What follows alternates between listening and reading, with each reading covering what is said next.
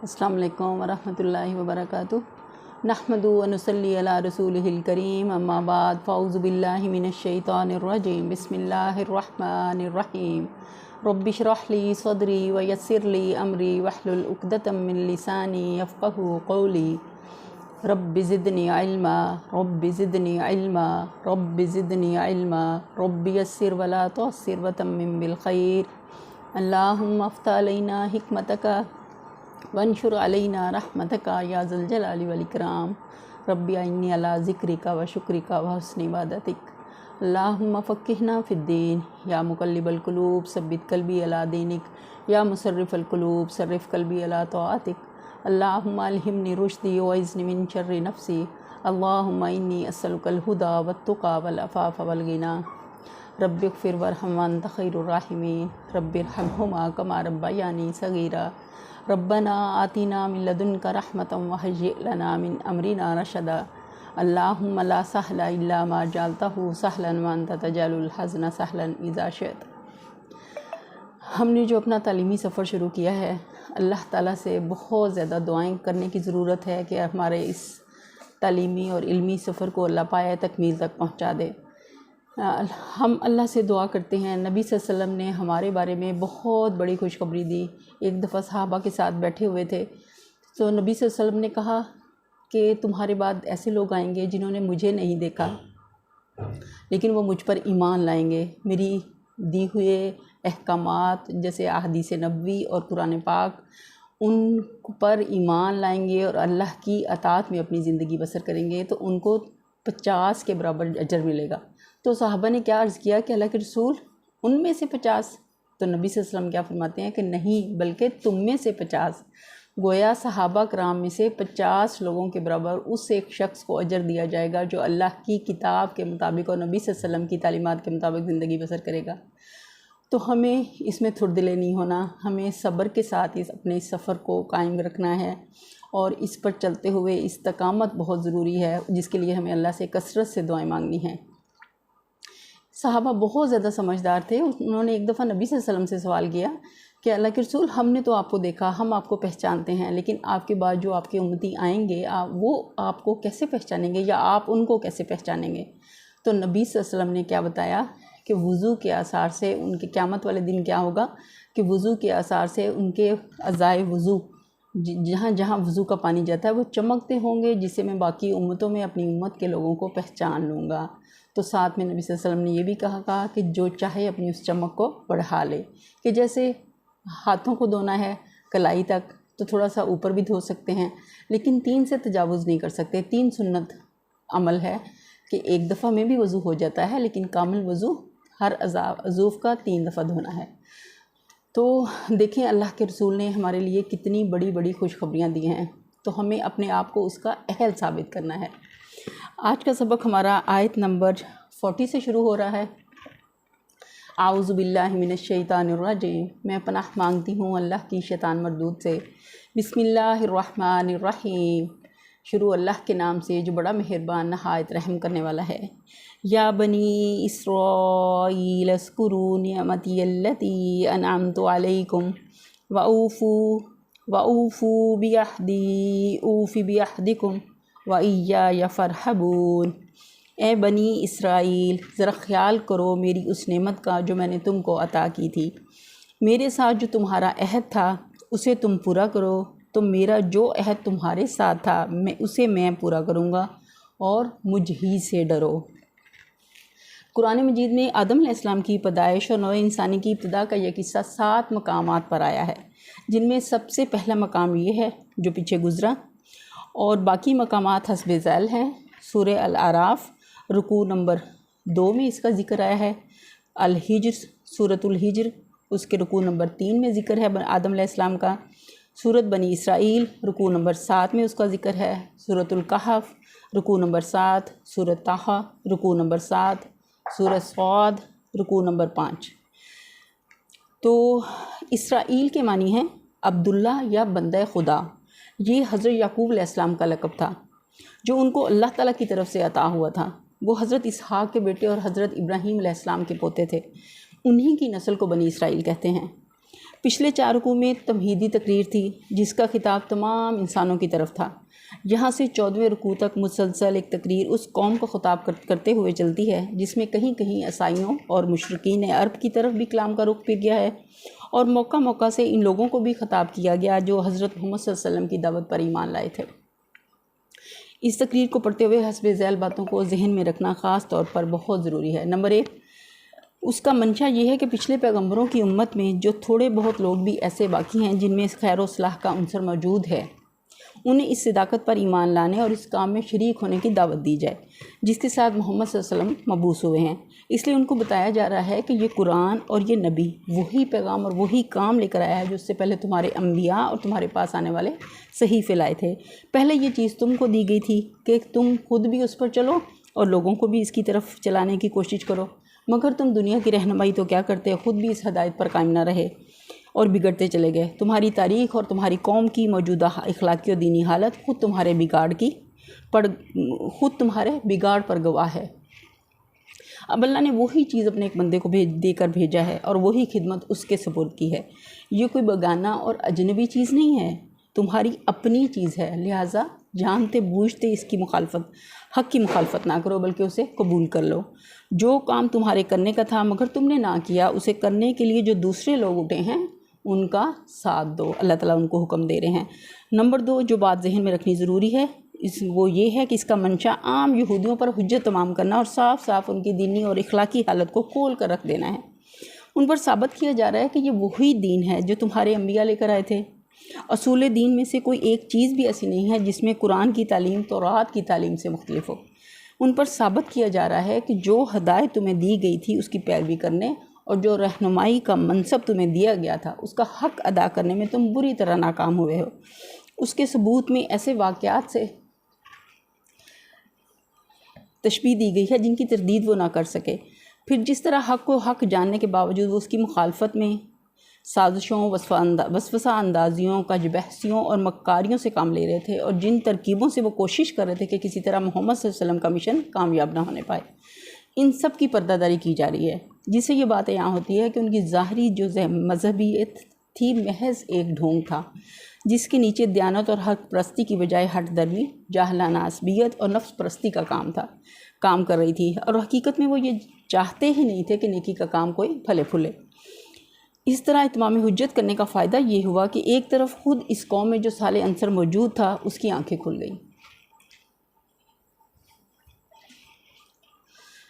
اور دوسری طرف مدینے کے عوام اور بالعموم مشرکین عرب، ان لوگوں پر جو اخلاقی اور مذہبی ان کا اثر تھا وہ ختم ہو گیا۔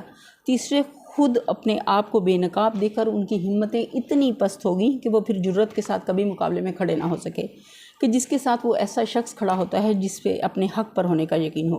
نمبر 3، پچھلے 4 رکوع میں نوع انسانی کو دعوت عام دیتے ہوئے جو کچھ کہا گیا تھا اس سلسلے میں ایک خاص قوم کی معین مثال لے کر بتایا جا رہا ہے کہ جو قوم خدا کی بھیجی ہوئی ہدایت سے منہ موڑتی ہے اس کا انجام کیا ہوتا ہے۔ اس توضیح کے لیے تمام قوموں میں سے بنی اسرائیل کو منتخب کرنے کی وجہ یہ ہے کہ دنیا میں صرف یہی ایک قوم ہے جو 4000 برس سے تمام اقوام عالم کے سامنے ایک زندہ نمونہ عبرت بنی ہوئی ہے۔ ہدایت الہی پر چلنے اور نہ چلنے سے جتنے نشیب و فراز کسی قوم کی زندگی میں رونما ہو سکتے ہیں وہ سب اس قوم کی عبرتناک سرگزشت میں نظر آتے ہیں۔ نمبر 4، جو بات ذہن میں رکھنی ہے وہ یہ ہے کہ نبی صلی اللہ علیہ وسلم کے جو پیروکار ہیں ان کو بھی سبق دینا مقصود ہے کہ وہ اس انحطاط کے گڑھے میں گرنے سے بچیں جس میں پچھلے انبیاء کے پیروکار گر چکے۔ یہودیوں کی اخلاقی کمزوریوں، مذہبی غلط فہمیوں اور اعتقادی اور عملی گمراہیوں میں سے ایک ایک کی نشاندہی کر کے اس کے بالمقابل دین حق کے مقتضیات بیان کیے گئے ہیں تاکہ مسلمان اپنا راستہ صاف دیکھ سکیں اور غلط راہوں سے بچ کر چلیں۔ اس سلسلے میں یہود و نصارہ پر تنقید کرتے ہوئے قرآن جو کچھ کہتا ہے اس کو پڑھتے وقت مسلمانوں کو وہ حدیث یاد رکھنی چاہیے جس میں آپ صلی اللہ علیہ وسلم نے فرمایا کہ تم بھی آخرکار پچھلی امتوں ہی کی روش پر چل کر رہو گے، حتیٰ کہ اگر وہ کسی گوہ کے بل میں گھسے تو تم بھی اسی میں گھسو گے۔ صحابہ نے پوچھا یا رسول اللہ کیا یہود و نصارہ مراد ہیں؟ آپ نے فرمایا اور کون؟ اللہ کی دی ہوئی بصیرت سے آپ یہ جانتے تھے کہ انبیاء کی امتوں میں بگاڑ کن کن راستوں سے آیا اور کن کن شکلوں میں ظہور کرتا رہا ہے۔ اگلی آیت ہے وآمنوا بما انزلت مصدقا لما معكم ولا تكونوا اول كافر به ولا تشتروا بآیاتی ثمنا قلیلا وإیای فاتقون۔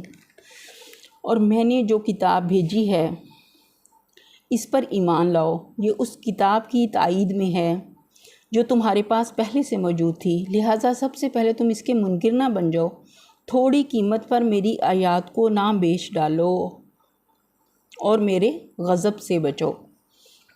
اللہ تعالیٰ یہاں صاف واضح بتا رہے ہیں کہ جو ہدایت میری طرف سے، جیسے ہم نے پیچھے بھی پڑھا تھا فَإِمَّا يَأْتِيَنَّكُم مِّنِّي هُدًى فَمَن تَبِعَ هُدَايَا، کہ اگر میری طرف سے کوئی بھی ہدایت تم تک پہنچے تو تمہارا کام کیا ہے کہ اسی کے مطابق اپنی زندگی کو ڈھال لو، کہ اللہ کے احکامات کو خود پر نافذ کر دو، اپنی مرضیاں کرنا چھوڑ دو، اپنے نفس کی خواہشات کے پیچھے چلنا چھوڑ دو، جو رسم و رواج، جو شوق ہمارے ہیں جو حق سے ٹکراتے ہیں وہ ہمیں ہر حال میں چھوڑنے ہیں، اللہ کی رضا کے لیے، اللہ کی جنت کو پانے کے لیے، اللہ کو راضی کرنے کے لیے اور اللہ کی آگ سے بچنے کے لیے۔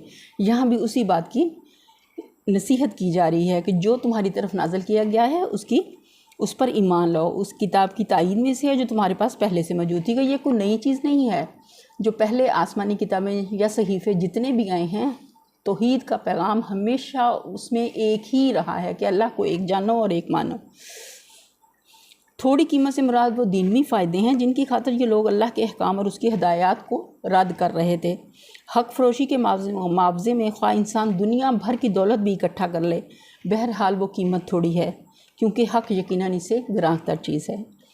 وَلَا تَلْبِسُوا الْحَقَّ بِالْبَاطِلِ وَتَكْتُمُوا الْحَقَّ وَأَنْتُمْ تَعْلَمُونَ۔ باطل کا رنگ چڑھا کر حق کو مشتبہ نہ بناؤ اور نہ جانتے بوجھتے حق کو چھپانے کی کوشش کرو۔ اس آیت کو سمجھنے کے لیے یہ بات پیش نظر رہنی چاہیے کہ اہل عرب بالعموم ناخواندہ لوگ تھے، ان پڑھ لوگ تھے، اور ان کے مقابلے میں یہودیوں کے اندر ویسے بھی تعلیم کا بہت زیادہ چرچا تھا، اور انفرادی طور پر ان میں ایسے ایسے جلیل القدر عالم پائے جاتے تھے جن کی شہرت عرب کے باہر تک پہنچی ہوئی تھی۔ اس وجہ سے عربوں پر یہودیوں کا علمی رعب بہت زیادہ تھا۔ پھر ان کے علماء اور مشائخ نے اپنے مذہبی درباروں کی ظاہری شان جما کر اور اپنی جھاڑ بھونک اور تعویذ گنڈوں کا کاروبار چلا کر اس رعب کو اور بھی زیادہ گہرا اور وسیع کر دیا تھا۔ خصوصیت کے ساتھ اہل مدینہ ان سے بے حد مرعوب تھے۔ ان کے آس پاس بڑے بڑے یہودی قبائل تھے، رات دن ان کا ان سے میل جول تھا۔ اس میل جول میں وہ ان سے اس طرح شدت کے ساتھ متاثر تھے جس طرح ایک ان پڑھ آبادی زیادہ تعلیم یافتہ، زیادہ متمدن اور زیادہ نمایاں مذہبی تشخص رکھنے والے ہمسایوں سے متاثر ہوا کرتی ہے۔ ان حالات میں جب نبی صلی اللہ علیہ وسلم نے اپنے آپ کو نبی کی حیثیت سے پیش کیا اور لوگوں کو اسلام کی طرف دعوت دینی شروع کی، تو قدرتی بات تھی کہ ان پڑھ اہل عرب جو تھے یہودیوں سے جا کر پوچھتے تھے کہ آپ لوگ بھی ایک نبی کے پیروکار ہیں اور ایک کتاب کو مانتے ہیں، آپ ہمیں بتائیں کہ یہ صاحب جو ہمارے اندر نبوت کا دعویٰ لے کر اٹھے ہیں ان کے متعلق اور ان کی تعلیم کے متعلق آپ کی کیا رائے ہے؟ چنانچہ یہ سوال مکے کے لوگوں نے بھی یہودیوں سے بار بار کیا، اور جب نبی صلی اللہ علیہ وسلم مدینہ تشریف لائے تو یہاں بھی بکثرت لوگ یہودی عالم کے علماء کے پاس جا کر یہی بات پوچھتے تھے، مگر ان علماء نے کبھی صحیح بات نہ بتائی۔ ان کے لیے یہ کہنا تو مشکل تھا کہ وہ توحید جو محمد صلی اللہ علیہ وسلم پیش کر رہے ہیں غلط ہے، یا انبیاء اور کتب آسمانی اور ملائکہ اور آخرت کے بارے میں جو کچھ آپ کہہ رہے ہیں اس میں کوئی غلطی ہے، وہ اخلاقی اصول جن کی آپ تعلیم دے رہے ہیں ان میں سے کوئی چیز غلط ہے، لیکن وہ صاف صاف اس حقیقت کا اعتراف کرنے کے لیے بھی تیار نہ تھے۔ جو کچھ آپ پیش کر رہے تھے وہ صحیح ہے، وہ نہ سچائی کی کھلی کھلی تردید کر سکتے تھے اور نہ سیدھی طرح ان کو سچائی مان لینے پر آمادہ تھے، اور نہ سیدھی طرح اس کو سچائی مان لینے پر آمادہ تھے۔ ان دونوں راستوں کے درمیان انہوں نے طریقہ کیا اختیار کیا کہ ہر سائل کے دل میں، ہر جو سوال کرتا تھا ان سے، اس کے دل میں نبی صلی اللہ علیہ وسلم کے خلاف اور آپ کی جماعت کے خلاف اور آپ کے مشن کے خلاف کوئی نہ کوئی وسوسہ ڈال دیتے، کوئی الزام آپ پر چسپاں کر دیتے، کوئی ایسا شوشہ چھوڑ دیتے جس سے لوگ شک و شبہات میں پڑ جائیں اور طرح طرح کے الجھن میں ڈالنے والے سوالات چھیڑ دیتے تھے تاکہ لوگ ان میں خود بھی الجھیں اور نبی صلی اللہ علیہ وسلم اور آپ کے پیروں کو بھی الجھانے کی کوشش کریں، اور ان کا یہی رویہ تھا جس کی بنا پر ان سے فرمایا جا رہا ہے کہ حق پر باطل کے پردے نہ ڈالو۔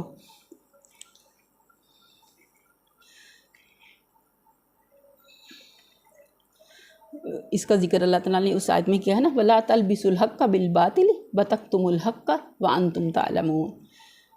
باطل کا رنگ چڑھا کر حق کو مشتبہ نہ بناؤ اور نہ جانتے بوجھتے حق کو چھپانے کی کوشش کرو۔ یہ اسی کی بنا پر کہا جا رہا ہے کہ حق باطل کے پردے نہ ڈالو اور اپنے جھوٹے پراپگنڈے اور شریرانہ شبہات و اعتراضات سے حق کو دبانے اور چھپانے کی کوشش نہ کرو،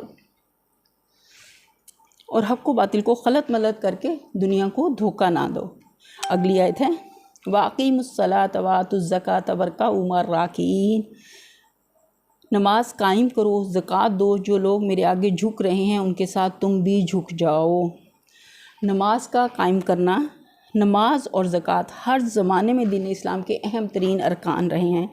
تمام انبیاء کی طرح انبیاء بنی اسرائیل نے بھی اس کی سخت تاکید کی تھی، مگر یہودی اس سے غافل ہو چکے تھے۔ نماز باجماعت کا نظام ان کے ہاں تقریباً درہم برہم ہو چکا تھا۔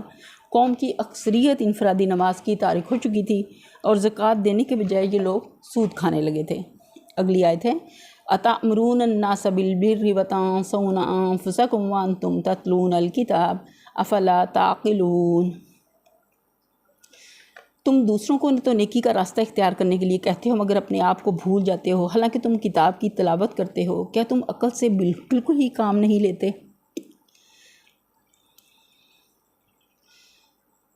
اس میں اللہ تعالیٰ صاف کہہ رہے ہیں کہ جب بھی نیکی کا پیغام جو شخص حق کو پہچان لے، ہو سکتا نہیں کہ وہ دوسروں کو تو حق کی طرف راغب کرے اور اپنے آپ کو بھول جائے، کہ لوگوں کو اللہ کی طرف بلائے لیکن اپنا آپ اپنے نفس کے حوالے کر دے، تو کتنی بڑی گمراہی میں وہ خود پڑا ہوا ہے کہ وہ جانتے بوجھتے ہوئے بھی، حق کو پہچانتے ہوئے بھی حق پر چلنے کی بجائے اپنے نفس کا بندہ بنا ہوا ہے۔ تو اپنے نفس کی بندگی اصل میں کیا ہے؟ شیطان کی بندگی۔ شیطان اس شخص کو فوراً اچک لیتا ہے جو اپنی خواہشات کا بندہ ہے، لیکن جو اللہ کی اطاعت پہ اپنے آپ کو جماتے ہیں، اللہ کے حق کو پہچانتے ہیں، نبی صلی اللہ علیہ وسلم کی نبوت کا اقرار کرتے ہیں، دل سے مانتے ہیں ان کو اپنا نبی، وہ ان کی تعلیمات کو کبھی بھی ان سے اب ایسا نہیں ہو سکتا کہ اس کو اگنور کر دیں۔ وہ سب سے پہلے ان کو اپنی جان کی فکر لاحق ہوتی ہے کہ وہ اس سب چیز کو جو دوسروں کو بتانے والے ہیں پہلے خود پر لاگو کریں۔ تو ہم یہاں بھی اللہ سے دعا کرتے ہیں کہ جو کچھ ہم پڑھ رہے ہیں اللہ کی آیات میں سے، اے باری تعالیٰ تو ہمیں اس پر حق بالکل اپنے آپ پر ان آیات کو نافذ کرنے والا بنا، اس پر چلنے والا بنا۔ پھر اللہ تعالیٰ نے آگے بتا دیا وَاسْتَعِینُوا بِالصَّبْرِ وَالصَّلَاةِ وَإِنَّهَا لَكَبِیرَةٌ إِلَّا عَلَى الْخَاشِعِینَ، صبر اور نماز سے مدد لو، یعنی اگر تمہیں نیکی کے راستے میں چلنے میں دشواری پیش آتی ہے تو اس کا دشواری کا علاج کیا ہے؟ صبر اور نماز۔ ان دو چیزوں سے تمہیں طاقت ملے گی جس سے یہ راہ آسان ہو جائے گی۔ کہ صحابہ بھی، میں نے آپ کو پہلے بھی بتایا نا کہ صحابہ کہتے تھے جب بھی کوئی مشکل ٹائم ہوتا تھا تو ہم دیکھتے کہ اللہ کے رسول کیا کر رہے ہیں، تو اللہ کے رسول اس وقت میں نماز پڑھ رہے ہوتے تھے۔ تو ہمیں بھی جب بھی کوئی مشکل پیش آئے تو ہمیں بھی فوراً وضو کرنا چاہیے، وضو کر کے 2 رکعت نماز ادا کرنا چاہیے۔ تو سب سے پہلے جب وضو کے سے ہم اپنے اعضاء کو گیلا کرتے ہیں تو کافی حد تک وہ ٹینشن یا ڈپریشن وہ کافی حد تک دور ہو جاتا ہے۔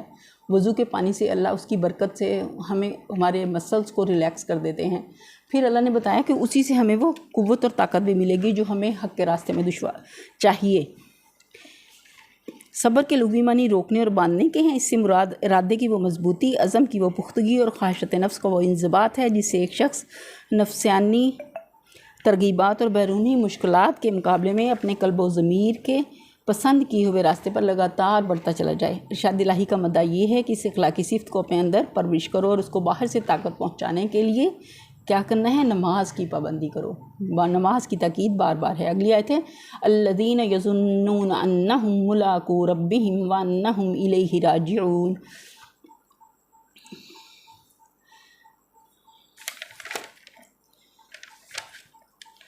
بے شک نماز، پچھلی آیت تھی نا کہ انہا لکبیرۃ الا علی الخاشعین، کہ بے شک نماز ایک سخت مشکل کام ہے مگر ان فرمانبردار بندوں کے لیے مشکل نہیں ہے جو سمجھتے ہیں کہ آخرکار انہیں اپنے رب سے ملنا اور اسی کی طرف پلٹ کر جانا ہے۔ کہ جو شخص اللہ کا فرمانبردار ہو اور آخرت کا عقیدہ نہ رکھتا ہو، اللہ کی فرمانبرداری نہ کرتا ہو اور آخرت کا عقیدہ نہ رکھتا ہو، تو اس کے لیے تو نماز کی پابندی ایک ایسی مصیبت ہے جسے وہ کبھی گوارا ہی نہیں کر سکتا۔ مگر جو برزا و رغبت خود اللہ کے آگے سر تسلیم خم کر چکا ہو اور جسے خیال ہو کہ مر کر اللہ کے سامنے کھڑے ہونا ہے، وہ کبھی بھی اس چیز کی طرف ایسا نہیں ہوتا کہ نماز اس کے لیے مشکل ہو، بلکہ اس کے لیے نماز کا چھوڑنا مشکل ہے۔ وہ ہر صورت میں اپنے نماز کی فکر کرتا ہے، چاہے وہ گھر میں ہو، سفر میں ہو، باہر ہو، کسی باہر کے ملک میں ہو، پاکستان میں ہو، کہیں بھی ہو، ہر جگہ اسے اللہ کا ڈر ہوتا ہے۔ وہ اللہ اکبر ہر جگہ میں کرتا ہے اور اپنی نماز کا اہتمام کرتا ہے، اور اس کی پابندی کے لیے، اس کے صحیح وقت میں پڑھنے کے لیے اللہ سے دعا گو رہتا ہے۔ یہیں پر ہم اپنے سبق کا اختتام کرتے ہیں۔ سبحانک اللہم و بحمدک، نشہد ان لا الہ الا انت، نستغفرک ونتوب الیک۔ سبحان ربک رب العزت عما یصفون، وسلام علی المرسلین، والحمد للہ رب العالمین۔ آمین ثم آمین یا رب العالمین۔